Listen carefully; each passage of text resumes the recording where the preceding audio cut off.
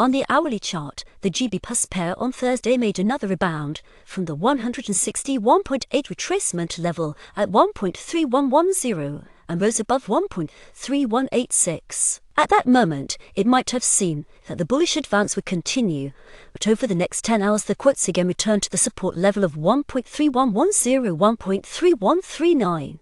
Today we once again have to expect either a rebound from this zone or a close below it. In the latter case, the decline will continue toward the 200.0 Fibonacci level at 1.3024. The wave situation remains bearish.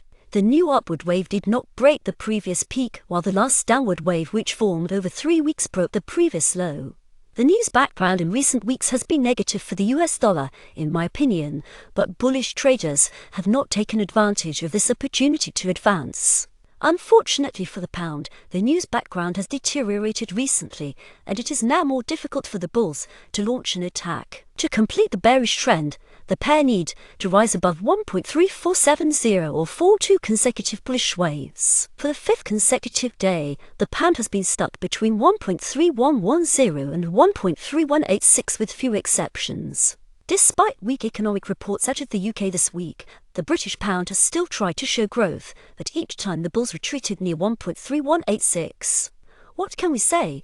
When UK unemployment has already risen to 5, industrial production has fallen by 2, the economy is growing extremely weakly, and Chancellor Rachel Reeves still cannot decide whether taxes need to be raised to avoid a budget deficit for the next fiscal year.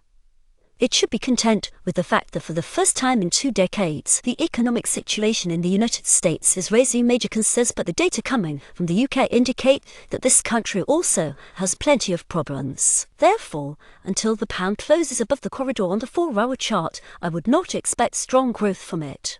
On the 4-hour chart, the pair continues to fall within a downward trend channel. If a new bullish trend is starting now, we will gradually receive confirmations of this. I will begin to expect strong growth in the pound only after the quotes close above the channel. A close below the 76.4 retracement level, a 1.3118, will again allow us to expect a decline toward the 61.8 Fibonacci level at 1.2925. No emerging divergences are visible today. Commitments of Trader COT report, the sentiment of the non-commercial trader category in the most recent reporting week became more bullish, but that reporting week was a month and a half ago. The number of long positions held by speculators increased by 3,704, while the number of short positions decreased by 912. The current gap between long and short contracts is approximately 85,000 vs.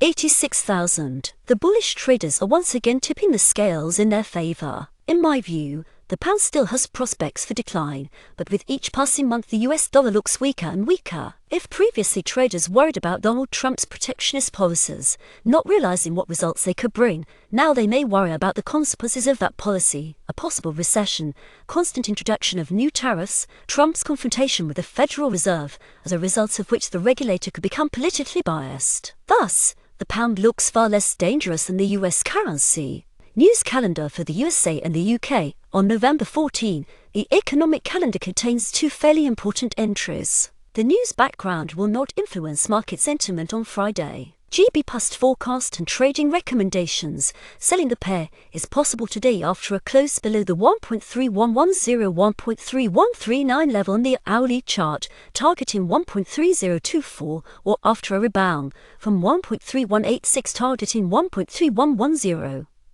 Long positions can be opened after a rebound from 1.3110 and 1.3139 with targets of 1.3186 and 1.3247. The Fibonacci grids are built from 1.3247, 1.3470 on the hourly chart and from 1.3431, 1.2104 on the 4-hour chart. The material has been provided by robotfx.org.